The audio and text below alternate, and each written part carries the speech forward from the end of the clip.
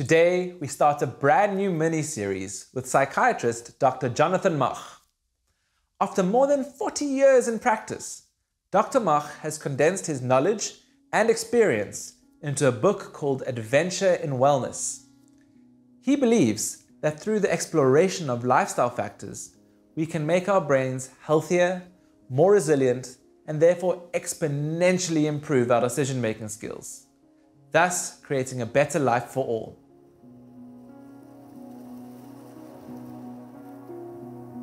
So people say, meditation, is it something new? Does someone just wake up one morning?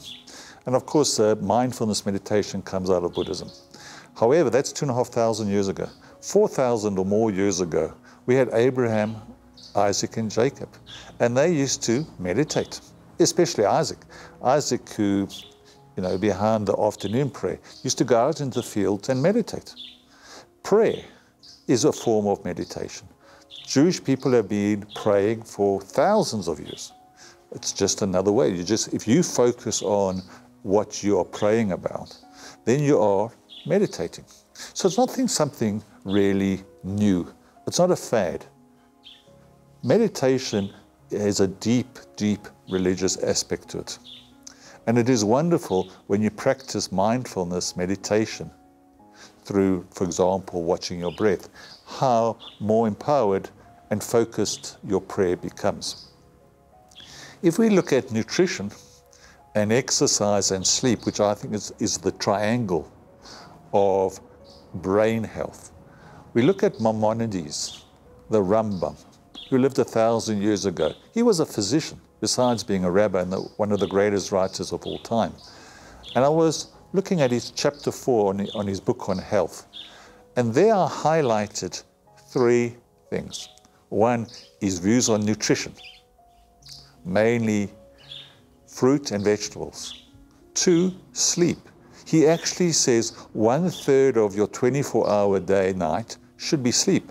That's very close to the 7 to 8 hours recommended now. And many people are sleep deprived. They're not getting their 6 or 7 or 7.5 hours. And very interesting, he says before you eat, you must exercise. You must get your body warm before you eat, which I think is quite fascinating, because that is what people are saying now.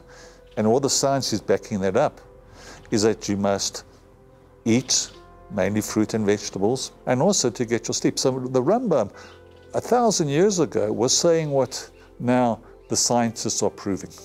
So we don't really have to really say this is a fad, this is just a passing thing. Prayer, meditation has been around for thousands of years. Good nutrition, good sleep, exercise, at least 1,000 years.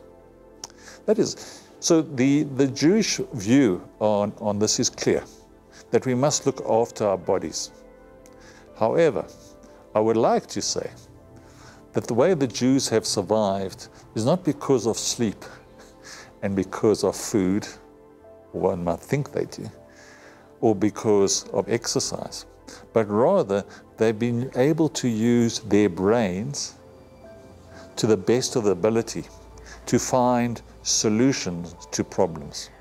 Because that ultimately what it's all about. It's not how much you exercise and sleep and eat. Those are just really energy, is what you do now with your brain. When your brain is tired or hasn't been fed the right foods. In fact, very interesting research that children and adolescents who live in poverty, actually their IQ is around about 12 to 14 points lower than similar kids who are eating and exercising. When these kids who are malnourished actually eat the right foods and fats, carbohydrates, protein, their IQ comes up by 12 to 14 points. That is an absolutely incredible, incredible finding.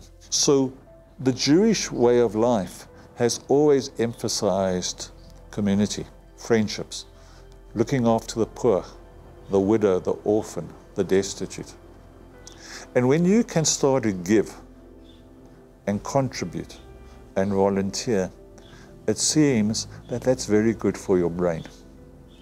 Because people who belong to faith-based organizations and volunteer their time, not only their money, but their skills, live longer and better.